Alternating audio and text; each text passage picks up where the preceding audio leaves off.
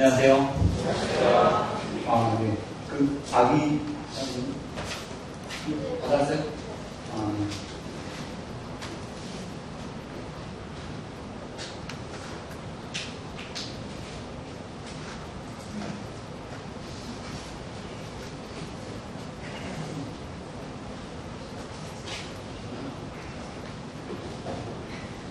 네.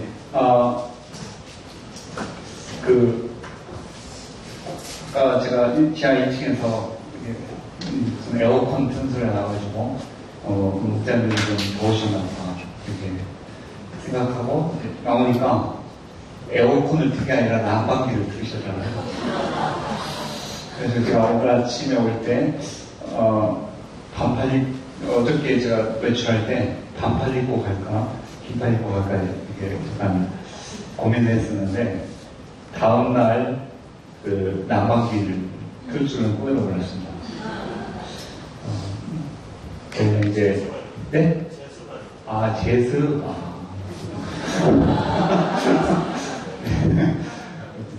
네, 가을을 즐겨라 이런 말이 있죠. 그래서 가을은 굉장히 빠르게 지나가기 때문에 가을이 지나가기 전에 가을을 즐겨야 한다. 그런 생각해보게 됩니다. 네, 오늘 창세기 26강 말씀의 제목은 애굽에서 번성한 이스라엘이고요. 요절은 창세기 47장 27절입니다. 요절 말씀 다시 읽어보겠습니다. 시작.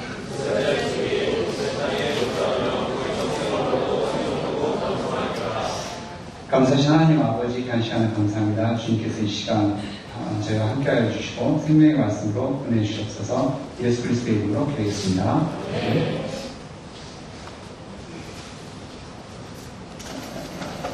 죄송하지만 아기자님 파일이 메시지 파일 다 봤어요? Everything? 네. 이제 창세기 막바지를 향해 달려가고 있습니다. 오늘 말씀을 통해서 야곱과 요셉의 삶을 통해서 약속하신 말씀을 반드시 성취하시는 하나님을 만날 수 있기를 기도합니다. 46장 6절 말씀을 보십시오. 46장 6절 말씀을 형제님들께서 읽어주시겠습니다. 시작.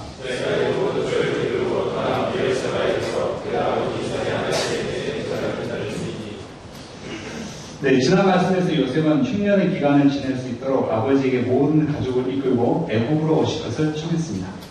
이 말을 들은 야곱 곧 이스라엘은 아들이 준 방향대로 그의 모든 소유를 이끌고 애굽으로 가는 여행길에 올랐습니다. 본문에서 브엘세바는 가나안 최남단에 위치한 곳입니다.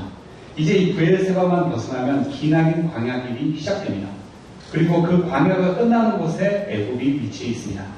야곱은 가나안을 완전히 벗어나기 전에 그의 아버지 이삭의 하나님께 희생 제사를 드렸습니다. 이 희생 제사의 의미는 지금까지 가나안에 사는 동안 함께하여 주시고 인도하여 주신 하나님께 감사를 드리는 의미가 있었을 것입니다. 동시에 애굽으로 간 것이 정말 하나님께서 인도하시는 길인지 하나님께 묻고 싶은 마음도 있었을 것입니다. 2절로 4절을 보십시오. 2절로 4절을 형제 자매 형제 수로 한번 읽어보겠습니다. 시작.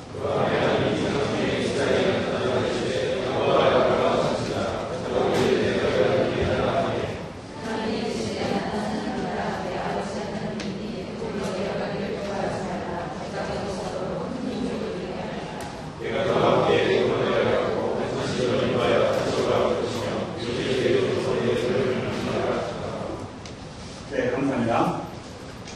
하나님은 이러한 야곱, 곧 이스라엘에게 이상 중에 나타나셨습니다. 야곱아, 야곱아, 그의 이름을 2번 반복하여 부르시고 나는 하나님이라. 너의 아버지 하나님이 애굽으로 내려가기를 두려워하지 말라고 하셨습니다. 하나님이 하신 말씀을 기초해 볼 때 현재 야곱의 마음 가운데 두려움이 있었음을 알 수 있습니다. 애굽은 어떤 곳입니까? 애굽은 낯선 곳입니다. 미지의 땅입니다. 비록 지금은 아들 요셉이 총리로 있다 하나 정치적 싸움이 살벌한 세계 무대의 중심지 애굽에서 무슨 일이 일어날지 알 수 없습니다. 또 하나님께서 그의 조상들에게 주신 말씀, 곧 가나안 땅에 거하라는 말씀에 순종해야 하지 않는가 하는 강한 의구심이 있었을 것입니다. 이러한 야곱에게 하나님은 애굽으로 내려가기를 두려워하지 말라고 말씀하십니다. 계속하여 하나님은 말씀하십니다. 내가 거기서 너로 큰 민족을 이루게 하리라.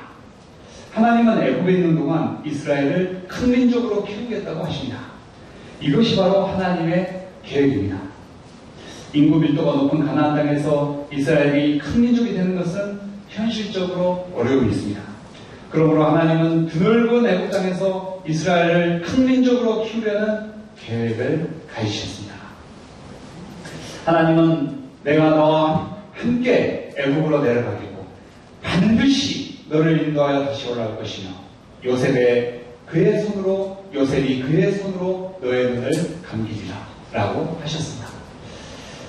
이것은 큰 위로의 말씀입니다. 하나님은 야곱이 낯선 땅 미제 땅 애국으로 가기 전 두려움과 불안 가운데 있을 때 내가 너와 함께 애국으로 내려가겠다고 말씀하셨습니다. 만약 하나님이 그와 함께 가신다면 그가 어디로 가든지 두려워할 필요가 없습니다. 하나님께서 그를 모든 위험으로부터 지켜주시고 보호하여 주실 것이기 때문입니다. 또 하나님은 반드시 너를 인도하여 다시 올라올 것이며 말씀하셨습니다. 하나님은 야곱이 영원히 애굽에 있지 않을 것이라고 하셨습니다. 때가 되면 반드시 그를 인도하여 다시 가나안으로 돌아올 것입니다. 이는 단지 야곱의 시신이 약속의 땅 가나안에 묻히게 되려는 의미보다는 이스라엘 민족이 위풍당당한 모습으로 다시 가나안 땅으로 돌아오게 될 것을 의미합니다. 하나님의 말씀을 들은 야곱은 큰 힘과 용기를 얻었을 것입니다. 그는 바로가 보낸 수레를 타고 애굽으로 힘차게 내려갔습니다. 8절로 27절은 애굽으로 내려가는 야곱의 일가족의 명단입니다. 27절에서 저자는 이들의 수가 모두 70명임을 밝히고 있습니다. 성경에서 70은 완전수입니다. 비록 적은 수이지만 완전수인 70명은 70명의 이 야곱의 후손들은 약 430년의 기간을 거쳐서 무려 성인 남자만 60만 다 합하여 대략 200만 명의 큰 민족으로 성장하게 됩니다. 마침내 야곱은 고센 땅에 이르게 되었습니다.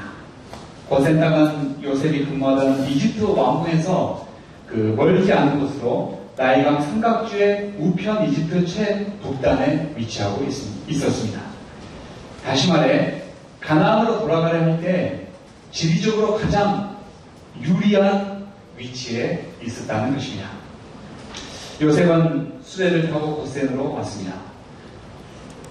얼마 만에 부자간의 상봉입니까? 요셉은 아버지의 목을 안고 뜨거운 눈물을 흘렸습니다. 아버지는 아들에게 말합니다. 네가 지금까지 살아있고 또 내가 너의 얼굴을 보았으니 지금 죽어도 족하도다. 이후 요셉은 그의 형들과 아버지의 가족들에게 바로가 직업이 무엇인지 묻거든 목축을 한다고 답하라고 일러줬습니다. 애국 사람들은 목축하는 사람과 같이 거주하기를 매우 싫어하므로 고센 땅을 내어줄 것이라고 말했습니다. 요셉은 전략적으로 이스라엘이 고센 땅에 거주하는 것을 선택했습니다. 이는 이스라엘 민족의 신앙과 그 고유한 전통을 지키기 위함이었습니다. 그들이 이집트 사람들과 함께 섞여서 거주할 경우 이집트의 우상 숭배 사상과 문화에 영향을 받을 위험이 있었습니다. 또 이집트 사람들과의 알력 싸움에 휘말려들 위험도 있었습니다. 그러므로 그들과 어느 정도 구별된 장소에서 따로 거하는 것을 택했습니다. 자, 이제 47장으로 넘어가겠습니다. 요셉의 형들은 요셉이 미리 일러준 대로 바로에게 말했습니다. 이에 요셉이 계획했던 대로 이스라엘은 고센 땅에 거주하게 되었습니다. 네, 47장 7절 말씀을 우리 20대, 30대 청년들께서 힘차게 한번 읽으시겠습니다. 시작. 요셉이 자기 아버지 야곱을 인도하여 바로 앞에 서게 하니 야곱이 바로에게 축복하매. 네, 감사합니다. 지금까지 형들은 바로 왕 앞에서 스스로를 종으로 자처했습니다. 우리 47장 3절 말씀을 오교환 선생님이 읽으시겠습니다. 3절.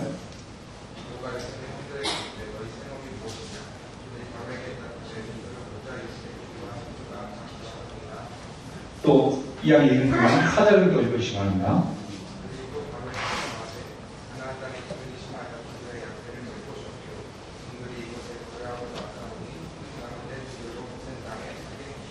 네, 본문에 보면 자기를 뭐라고 지칭하고 있죠?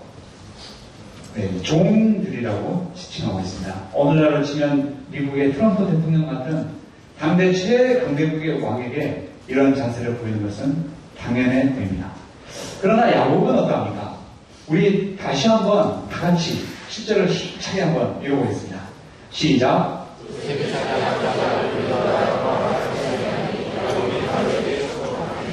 네, 감사합니다. 야곱은 바로 앞에 당당하게 서서 그를 축복하였습니다. 축복했다는 것은 바로와 그의 나라가 하나님의 은혜로 잘 되도록 하나님께 복을 빌어줬다, 기도해 줬다는 뜻입니다. 히브리서 7장을 보면 히브리서 저자는 아브라함의 후손인 레위 계열의 제사장보다 멜기세덱 계열의 제사장인 예수님이 더 높으심을 여러 논증을 통해서 증명하고 있습니다. 그 중에 하나가 아브라함이 전쟁에서 승리했을 때 그가 멜기세덱을 통해 하나님께 11조를 드리고 또 멜기세덱으로부터 축복 기도를 받았다는 사실을 들고 있습니다. 히브리서 7장 6절로 7절은 다음과 같이 말씀합니다. 레위 족보에 들지 아니한 멜기세덱은 아브라함에게서 10분의 1을 취하고 약속을 받은 그를 위하여 복을 빌었나니 논란의 여지가 없이 낮은 자가 높은 자에게 축복을 받느니라. 야곱은 바로를 축복했습니다. 히브리서 저자에 의하면 논란의 여지 없이 바로보다 야곱이 더 높은 자입니다. 바로는 당시 최강대국 이집트를 대표하는 인물입니다. 이에 비해서 야곱은 하나님이 택하신 백성 이스라엘을 대표하고 있습니다. 야곱은 바로가 최강대국의 왕이지만 전혀 기가 죽거나 위축되지 않고 당당하게 그를 위해 축복 기도해 주었습니다. 그의 이러한 당당함이 어디에서 나왔을까요? 그것은 그가 애굽으로 내려갈 때 그와 함께 하시겠다고 약속하신 하나님을 믿고 의지하는 믿음에서 나왔습니다. 저는 오늘날 이 시대를 사는 우리 청년들에게 가장 필요한 것 중에 하나가 본문의 야곱과 같은 믿음에서 나오는 자신감과 당당함이라고 믿습니다. 우리 시대 청년들은 프레임이라는 눈에 보이지 않는 감옥에 갇혀 있습니다. 예를 들어서 학력으로 사람을 평가하는 프레임이 있습니다. 학력이 낮으면 다른 것을 보지 않고 그 사람을 열등감과 낮은 자존감의 감옥에 들여놨습니다. 뭐라고 말하고 자기 생각을 말하면 학력이 낮은 사람은 입 다물고 계세요 라고 유형무형의 메시지를 날립니다. 그런데 이번에 학력이 좋은 사람을 만나면 외모의 프레임에 가둡니다. 외모가 그 모양인데 거울도 안 보십니까? 잘난 척하시면 곤란합니다. 라는 유형무형의 메시지를 날림으로 그 사람을 열등감과 낮은 자존감의 감옥에 가둡니다. 기성세대의 어른들, 특히 나름대로 뭔가를 성취한 어른들은 그 젊은 청년들이 뭐라고 입 바른 소리를 하면 그 말이 듣기 싫습니다. 그래서 즉시 상대적으로 자기가 강하고 그 상대방이 약한 부분을 찾아서 그를 프레임에 가둡니다. 그리고 결과적으로 조용히 하도록 만듭니다. 사실 요즘과 같이 고도의 경쟁 사회에서 누구나 인정할 수밖에 없는 어떤 성취를 이룬다는 것은 대단히 어려운 일입니다. 최선을 다해보지만 결과가 그리 만족스럽지 못한 경우가 많습니다. 그때 자신감마저 잃고 마음이 위축됩니다. 당당하게 말할 수 있는 상황인데 도 불구하고 자기의 처지를 생각하며 주눅이 듭니다. 여러 연구 결과에 의하면 청년들이 사회생활에서 실패하는 원인이 실력이 부족한 것이 50%라면 마음이 주눅이 들고 자신감을 잃어버린 것이 50%라고 합니다. 많은 청년들이 자기가 스펙이 부족하고 실력이 부족해서 100% 그것 때문에 실패했다고 생각하지만 사실은 주눅 들고 위축된 그의 태도로 인해 실패한 것이 최소한 50%는 된다는 것입니다. 다른 말을 하자면 아무리 객관적으로 자신의 형편이 이 사회의 기준으로 볼 때 보잘것없어 보여도 당당한 자세와 자신감을 잃지 않는다면 최소한 50점은 먹고 들어간다는 것입니다. 모든 것을 스펙으로 또 지난날 이룬 업적으로 또 눈에 보이는 현재 상황으로 평가하는 이 사회를 살면서 청년들은 어떻게 다시 당당함을 회복할 수 있을까요? 그것은 나와 함께 하시는 하나님을 믿고 의지할 때 가능합니다. 하나님은 세상에서 에서처럼 잘나고 똑똑하고 능력 많고 몸에 털도 많은 청년도 많지만 부족하고 어리버리하고 털도 별로 없는 나를 기독 청년, 예수 믿는 청년으로 부르시고 지금까지 나와 함께하여 주셨습니다. 이 하나님이 나와 함께 하시며 이 하나님이 세상의 프레임으로 나를 함부로 평가하지 않으시며 절대적으로 나의 편이 되어주시고 나를 도와주시겠다고 약속하십니다. 이 하나님을 믿고 의지할 때 우리 청년들이 세계 최고의 스펙을 가진 사람 앞에서 당당할 수 있음을 믿습니다.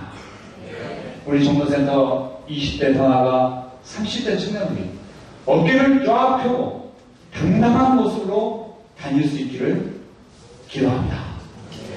제가 보면은 주로 어깨를 쫙 구부리고 죄 지은 사람처럼 다녀서 왜 그런가 조사를 해보니까 지난주 성함을 안 썼어요. 예외 늦게 왔어요. 그래서 스스로 주눅이 들어가지고 죄 지은 사람처럼 돌아다니는데 속 안 써도 괜찮습니다. 당당하게 다니십시오. 목소리도 크게 힘차게 내고 선배님들 딱 만나면 저는 목소리 진입니다.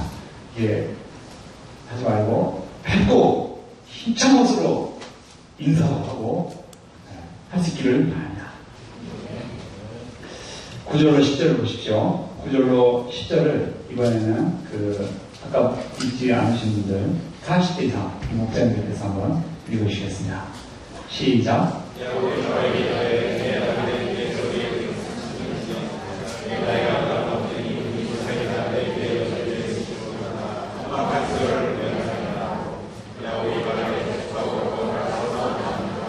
나이를 묻는 바로에게 야곱은 내 나그네 길의 세월이 130년이라고 답하였습니다.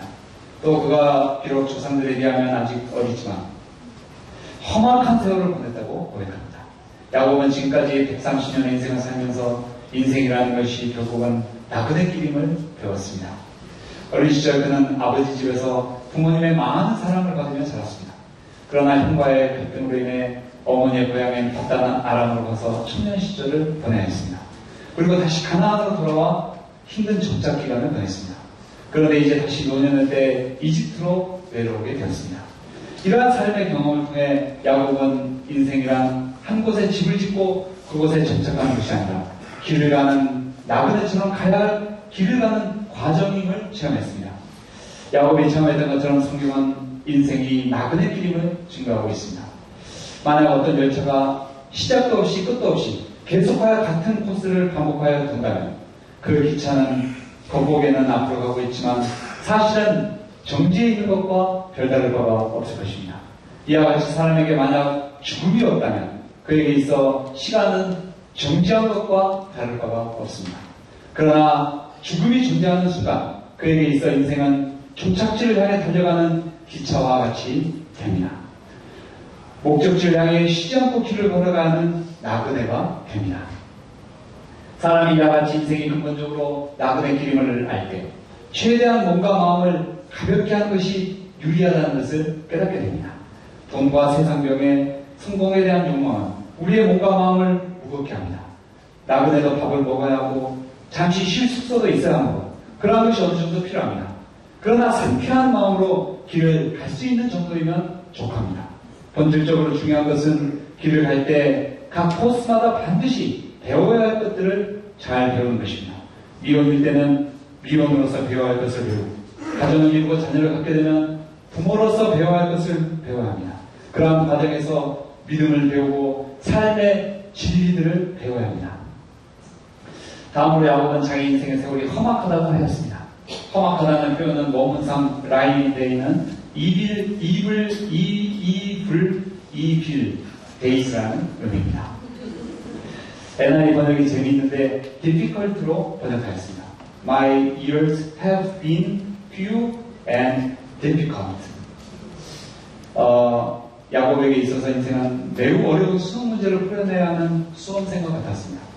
그가 그토록 사랑했던 라헬이 왜 베들레헴으로 가는 길에 아이를 낳다가 젊은 날을 죽어야 했는지, 그 그가 사랑했던 라헬이나 요셉이 왜 짐승에게 찢겨 저는 날 비명 행사를 해야 했는지, 하나님은 왜 요셉에게 그러한 원대한 꿈을 주시고 그 꿈이 피기도 전에 그를 데려가셨는지 등등은 그가 풀기 매우 어려운 인생의 수능 문제와 같았습니다.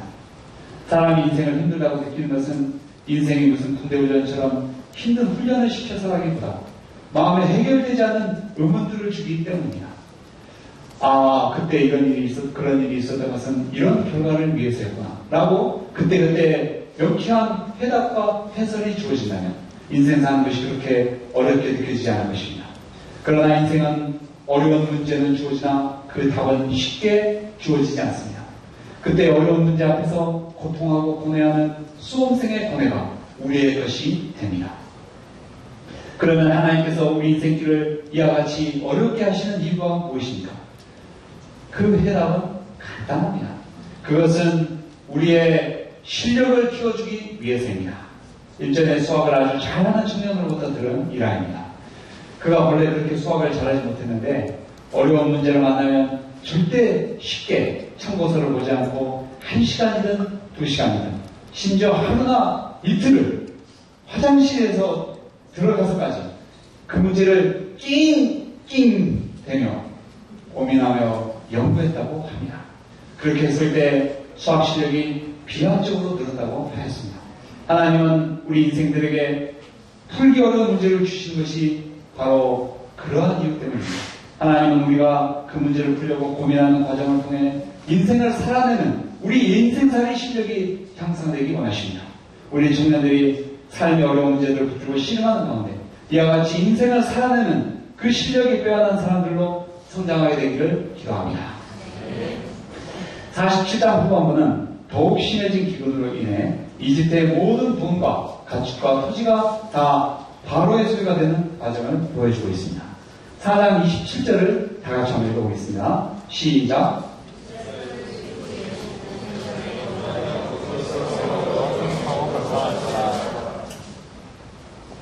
저자는 이스라엘 족속이 그 기간 고센 땅에 거주하며 목축업을 하는 가운데 생육하고 번성하였다고 기록하고 있습니다. 이를 통해 창세기가 곧 끝이 나고 큰 민족으로 성장한 이스라엘이 다시 이집트를 떠나 가나안으로 돌아오는 여정을 그린 출애굽기를 준비하고 있습니다. 이스라엘이 고센 땅에 거주하며 생육하고 번성하게 된 것은 근본적으로는 하나님께서 아브라함에게 주신 그 약속을 이루시는 과정입니다. 창세기 12장 2절에서 하나님은 아브라함을 통해 큰 민족을 이루게 해주시겠다고 약속하셨습니다. 이제 하나님은 그 약속을 이루시기 위해 이스라엘을 이집트의 곧센 땅으로 데려오셨습니다. 이를 위해 요셉에게 꿈을 주셨고 그 꿈의 성취를 통해 야곱의 모든 집안 사람들이 이곳 곧센 땅으로 이주해 오도록 하셨습니다. 이상에서 창세기를 총 정리해보면 하나님은 약속의 말씀을 주시고 반드시 그 약속의 말씀을 지키십니다. 그 약속을 지키시기 위해 사람의 생각할 수 없는 기가 막힌 방식으로 일하십니다.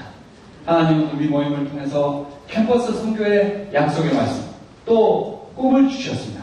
우리 선배 목자님들의 헌신과 수고를 하나님이 쓰심으로 많은 청년들이 예수님의 제자가 되고 목자가 되고 선교사가 되었습니다. 하지만 현재는 캠퍼스 선교에 있어 여러 어려움을 겪고 있습니다.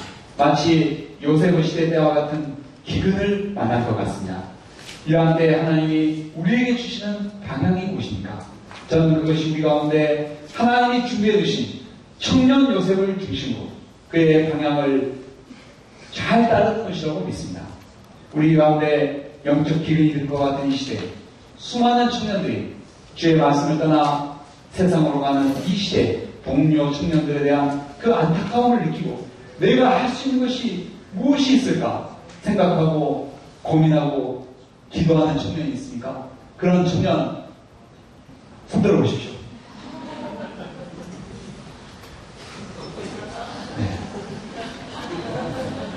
네.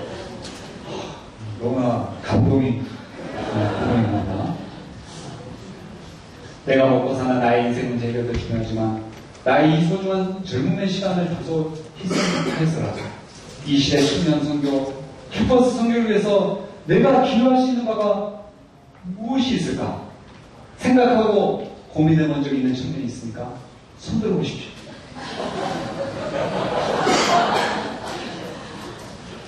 그 청년이 바로 하나님이 기근의 때에 예비하신 요셉입니다. 그를 중심으로 모여 기도하고 그가 하는 말을 귀 기울여 듣고 그가 주는 방향을 잘 따르시기 바랍니다. 거기에 살 길이 있습니다. 또한 야곱의 역할도 중요합니다. 청년 요셉에게 있어 다소 부족할 수 있는 영성, 인생의 경륜을 보완해 줄 수 있습니다. 소중한 조언을 해줄 수 있습니다. 그를 더욱 바른 길로 인도할 수 있습니다. 서로 믿고 세워주는 야곱과 요셉의 아름다운 동역, 여기에 우리 모임이 다시 한번 캠퍼스 선교에 귀하게 쓰임받을 수 있는 비밀이 숨겨져 있다고 믿습니다. 48장에서 야곱은 요셉의 두 아들 므낫세와 에브라임을 자신의 아들로 입적시키는 내용입니다. 이는 결과적으로 요셉에게 장자가 두 몫을 주는 것과 같은 효과가 있습니다. 특히 야곱은 동생 에브라임에게 장자의 축복을 해줬습니다. 아버지 요셉은 출생 순서를 존중하려 하였으나 할아버지 야곱은 기도하는 가운데 하나님이 주시는 성령의 방향에 민감하게 반응하며 순종했다고 볼 수 있습니다. 축복하는 야곱의 깊은 영성에 대해서는 다음 말씀에서 더욱 자세히 다루도록 하겠습니다. 결론입니다. 아브라함에게 약속의 말씀을 주신 하나님, 요셉의 가슴에 꿈을 주시고 그 꿈을 성취하는 과정을 통하여서 그 약속을 이루셨습니다. 이 하나님은 우리에게도 약속의 말씀을 주십니다. 꿈을 주십니다. 그리고 그 꿈을 반드시 이루십니다. 이 하나님을 믿고 신뢰하고 의지하고 끝까지 당당하게 믿음의 길을 갈 수 있기를 기도합니다. 47장 27절을 다 같이 읽겠습니다. 시작.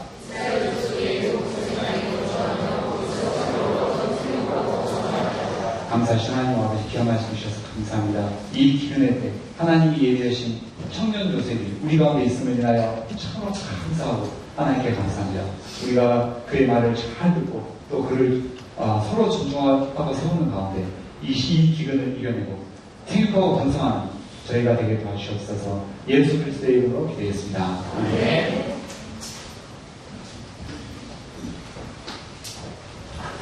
다 함께 일어서서 찬송가 28장을 2절까지